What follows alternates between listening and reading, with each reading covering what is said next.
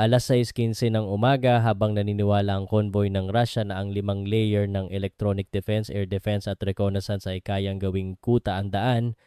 Isang Ukrainian şarkıda rekonesans UAV tahimik na lumitaw sa kalangitan Nenje. Novoradivka, sa ibaba nito ay ang mga BMP Infantry Fighting Vehicle, Command Vehicle, Electronic Warfare Vehicle, Fuel Tanker, at mga truck na punong-puno ng mga sandata at bala ng artilerya. Ang Russia ay may radar, jamming devices, thermal cameras, interceptor UAVs, at napakapal na firepower, habang ang Ukraine ay may planong kalkulado sa bawat segundo.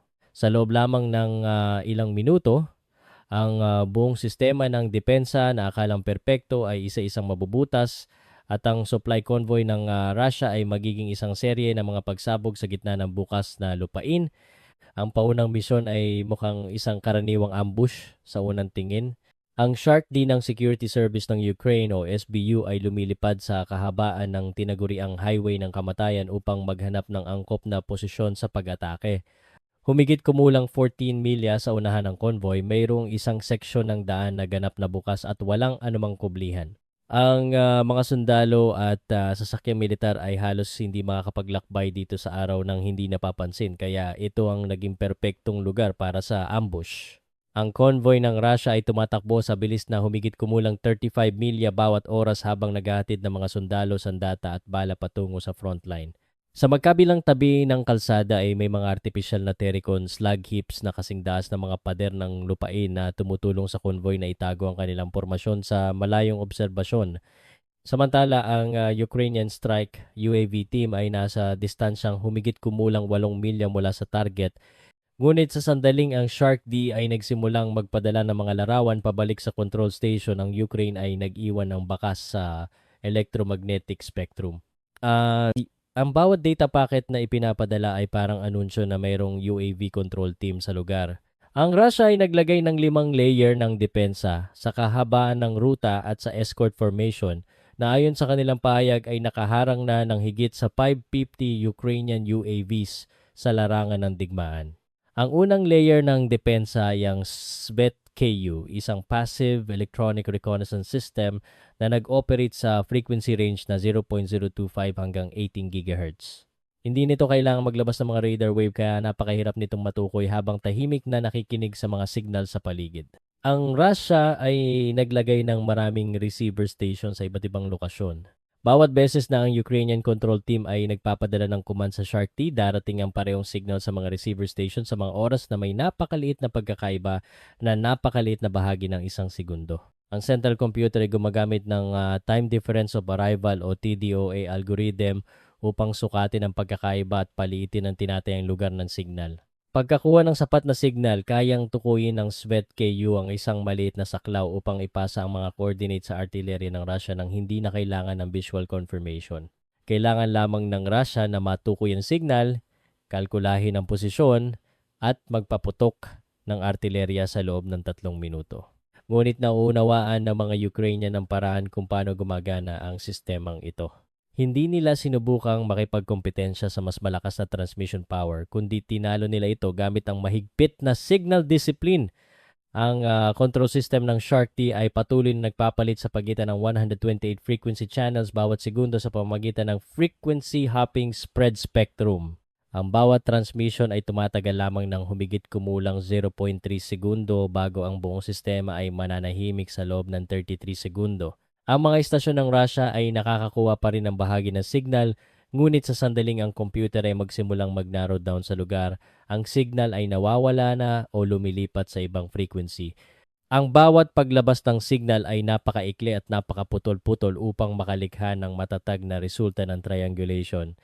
Alam ng SVET-KU na mayroong Ukrainian control team sa malapit, ngunit hindi nito matukoy kung nasaan sila eksakto. Dahil walang sapat na eksaktong mga coordinate, ang artillerya ng Russia ay hindi makapagpaputok ng kanyon habang ang Shark D ay patuloy na sumusunod sa convoy.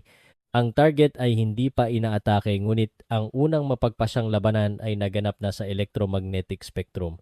At ang Ukraine ang nagwagi laban sa isa sa pinakamatinding reconnaissance system ng Russia. Gayunpaman, ang sitwasyon ay mabilis na naging mas mapanganib para sa mga Ukrainian. Ang monitoring equipment ng Ukraine ay nakakita ng control signal mula sa isang Supercam S-350 ng Russia na lumitaw sa silangan.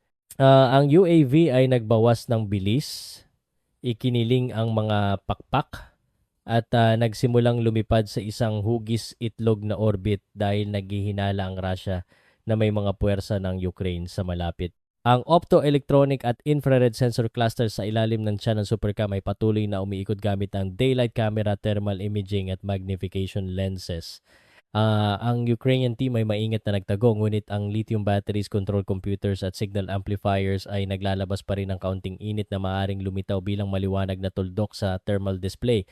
Natapos ng Supercam ang unang pag-ikot nito at nagsimulang bumalik para sa isa pang pass.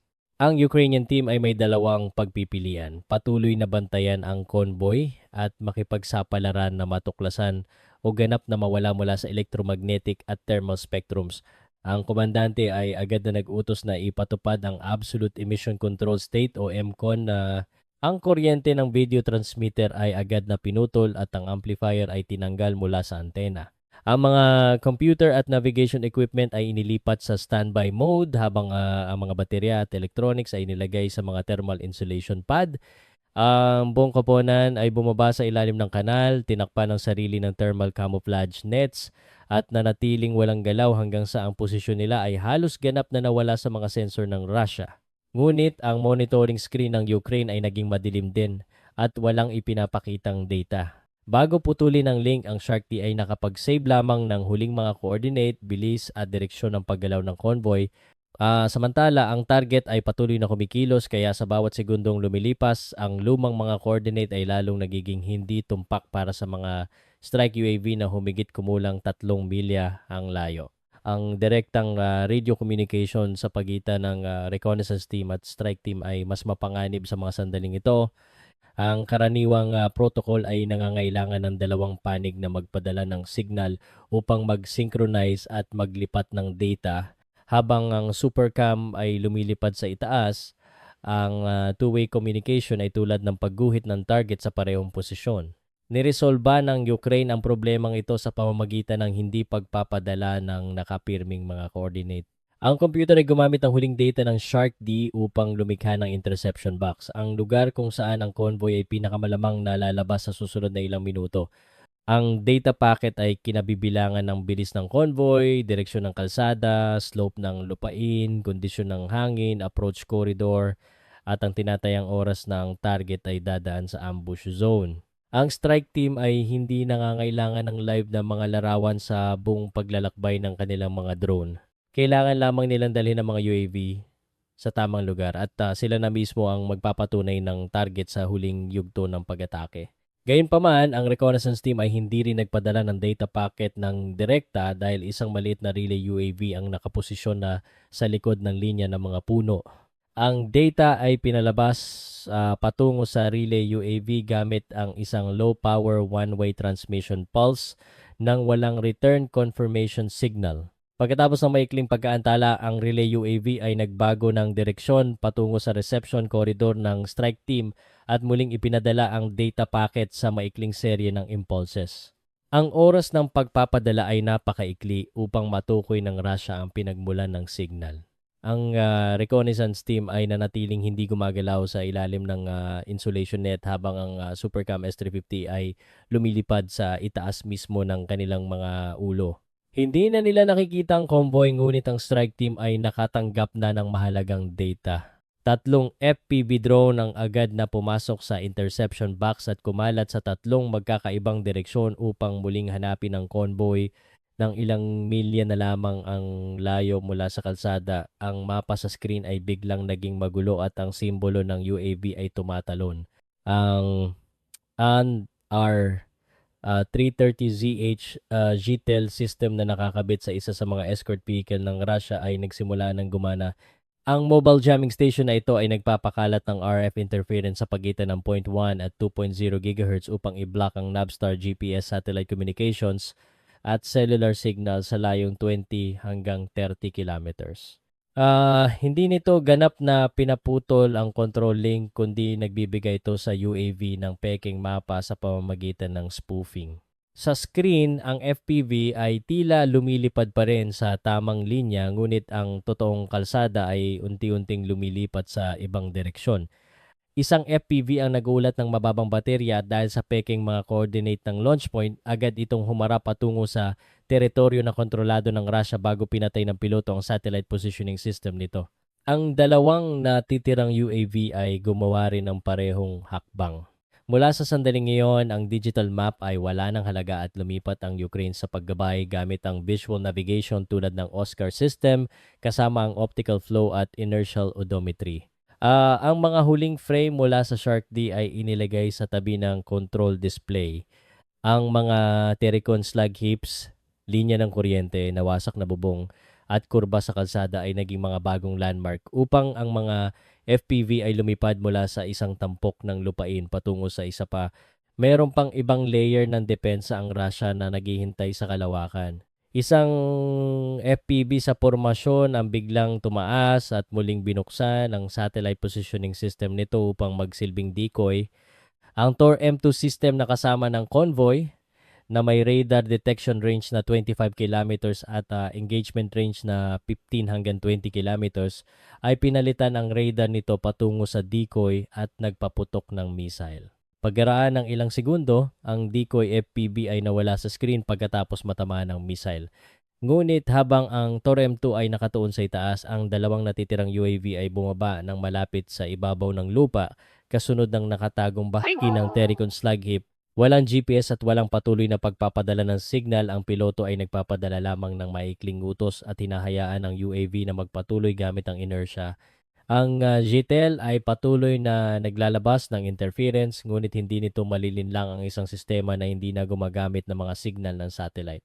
Ang dalawang FPV ay lumampas sa huling ridge ng Tericon at nakita ang convoy ng Russia.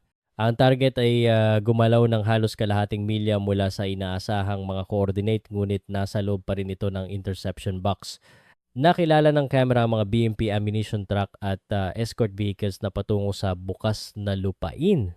Inilagay ng piloto ang target lock sa pamamagitan ng optical lock-on sa mismong video stream. Tinanggal ng Russia ang satellite positioning ng formasyon ng Ukraine ngunit hindi nila maipilit ang lahat ng UAV na bumalik nang walang natatamo. Nawalan man ng Ukraine ng isang decoy UAV, ang dalawang pangunahing strike UAV ay patuloy na nakabuntot sa convoy dahil nabutas ng ikalawang layer ng depensa. Sa unahan ng convoy, ang Morompi Optoelectronic Surveillance Station ay nakalagay sa mataas na posisyon sa tabi ng kalsada, patuloy na nagsusuri sa lugar gamit ang long-range day camera na may saklaw na hanggang 10 km, thermal imager na hanggang 4 km, at motion detection algorithms. Walang signal ng babala mula rito habang tahimik nitong pinagmamasdan ng hugis, paggalaw at init ng bawat bagay sa paligid. Nang ang unang FPV ay lumampas sa bakanteng kalawakan sa pagitan ng dalawang Tericon Ridge, ang init mula sa apat na electric motors at lithium battery ay nagpalitaw dito sa screen. Minarkahan ng Morompi ang bagay na patungo sa convoy at ipinadala ang azimuth sa optical suppression device sa isang escort vehicle. Isang low-power laser beam ang agad na nag-sweep sa camera ng UAV at ang display screen ng Ukrainian pilot ay napuno ng mga linya ng puting liwanag. Ang dalawang UAV ay agad na naghiwalay ng landas habang ang unang UAV ay tumaas ng humigit kumulang 15 talampakan at sinadyang lumipad sa bukas na lugar. Ang Morompi ay lumipat sa pagsubaybay sa UAV na to bilang decoy na naging dahilan upang ang laser beam ay umiwas mula sa natitirang drone. Habang ang sistema ng Russia ay nakatuon sa decoy, ang ikalawang FPV ay bumaba mula 20 talampakan patungong 10 talampakan lamang mula sa ibabaw ng lupa.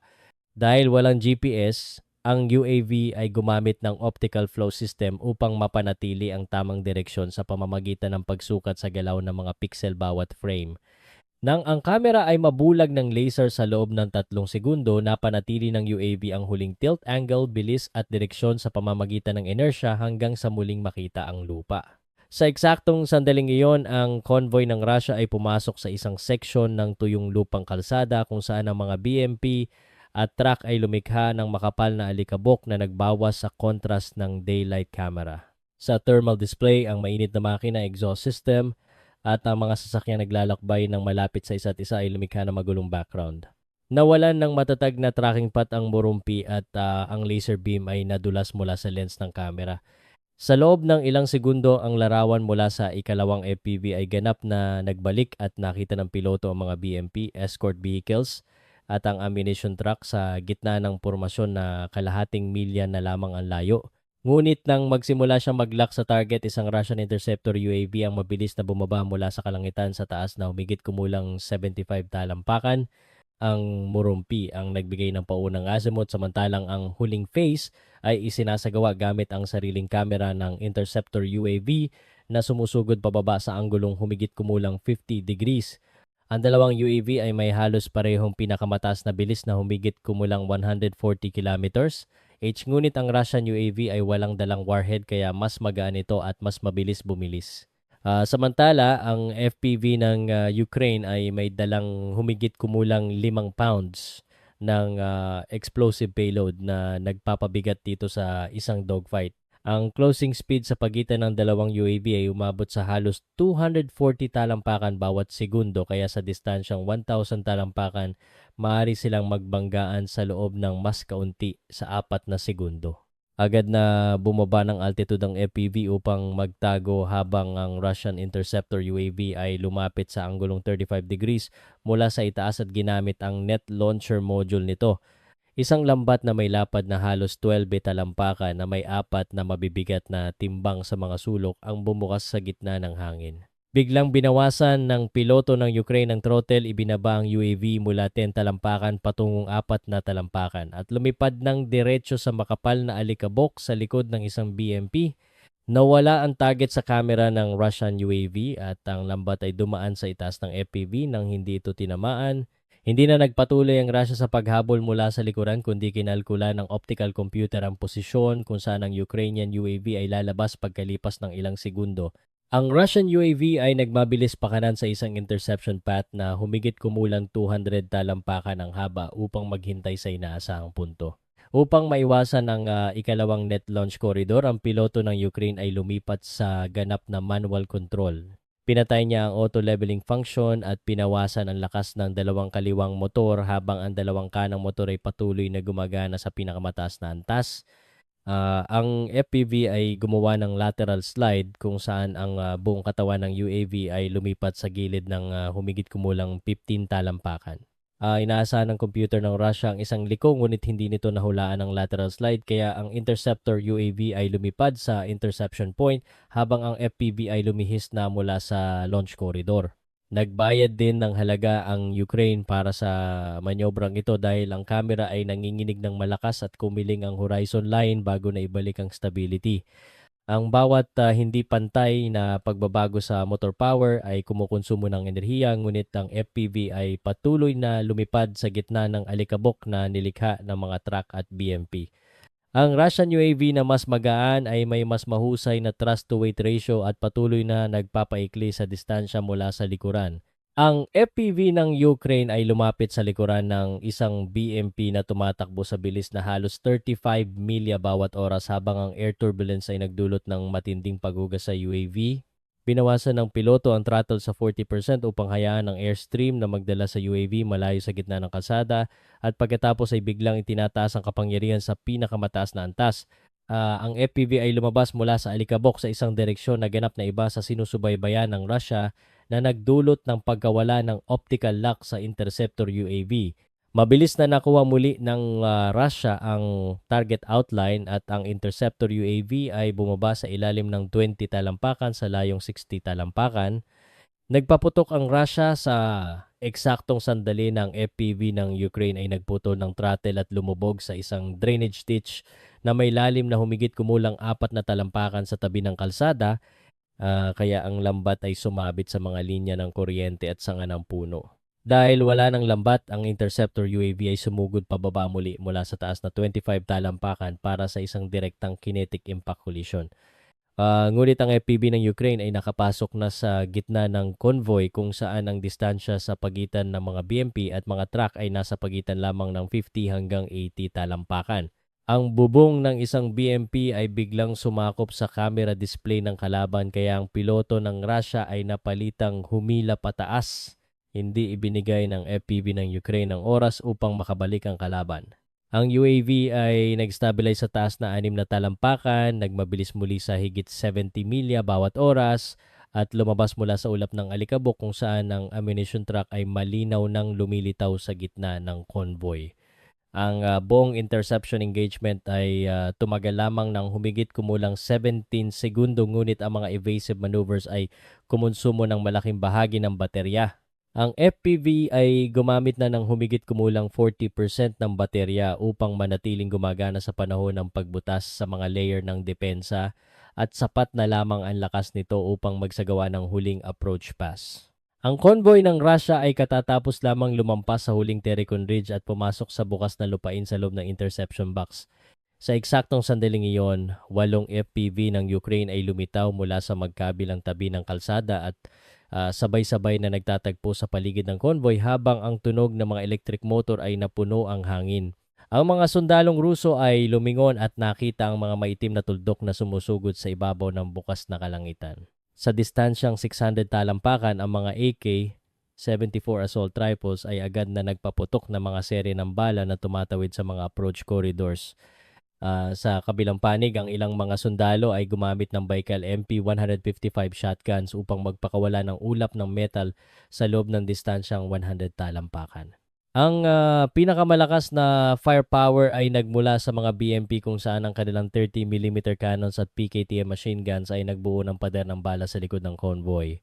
Ang dalawang nangungunang FPV ay agad na tumaas sa humigit kumulang 30 talampakan upang magsilbing decoy at hilahin ang firepower ng Russia malayo sa pangunahing linya ng pag-atake.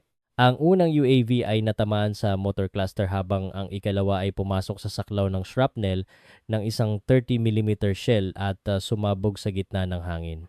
Dalawang UAV ang nawasak ngunit ang malaking bahagi ng firepower ng Russia ay nahila sa itaas. Ang dalawang kasunod na FPV ay agad na nagbago ng target kung saan ang isa ay bumangga sa targeting system ng BMP at ang isa pa ay tumama sa bahagi ng sensor ng isa pang armored vehicle.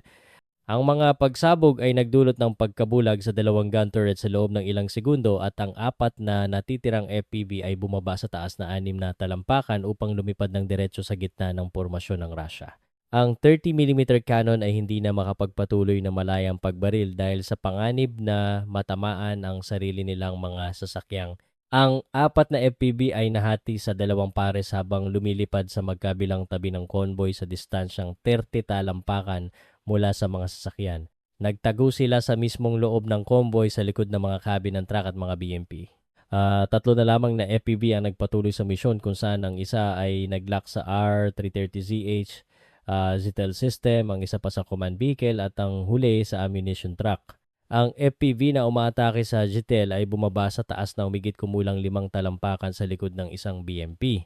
Nang humigit kumulang 200 talampakan na lamang ang layo, ang isang bala mula sa AK-74 ng Russia ay nasira ang front propeller nito.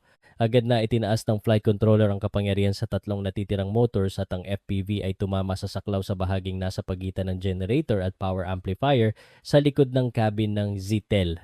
Ang pagsabog ay nagputol sa power source at sumira sa transmitter kaya ang Zytel ay naging tahimik. Halos agad-agad, ang signal ng dalawang natitirang FPV ay naging mas matatag at ang data ay hindi na nawawala. Ang ikalawang FPV ay tumaas sa taas na humigit kumulang 25 talampakan, lumampas sa bubong ng isang BMP at sumugod pababa sa command vehicle sa unahan ng pormasyon. Tumama ito sa antenna cluster at communication compartment sa likod ng cabin na sumira sa radio equipment at tactical computers. Ang command vehicle ay patuloy na gumalaw ng humigit kumulang 100 talampakan pa bago tuluyang huminto. Ang mga sasakyan sa unahan ay patuloy na nagmabilis samantalang ang mga sasakyan sa likuran ay nagsimulang magpreno ng mabilis. Kaya ang distansya sa pagitan ng mga sasakyan ay mabilis na nabawasan at ang pormasyon ay nagsiksikan sa isa't isa. Sa eksaktong sandaling iyon, ang huling FPV ay nakahabol sa ammunition truck habang ang kamera nito ay nanginginig sa mababang boltahe. Bumaba ito sa taas na 3 talampakan sa likod ng isang BMP at inilagay ng piloto ang target lock sa mababang bahagi ng cargo bed sa likod ng wheel axle. Ang warhead ay lumusot sa sahig ng cargo bed at nagpaliyab sa mga propellant charges bago ang lahat ng ammunition sa loob ay sumabog. Ang secondary explosion ay nagtaas sa katawan ng truck at ang mga shrapnel ay sumira sa optical system at nagputol sa truck na isang BMP sa likuran.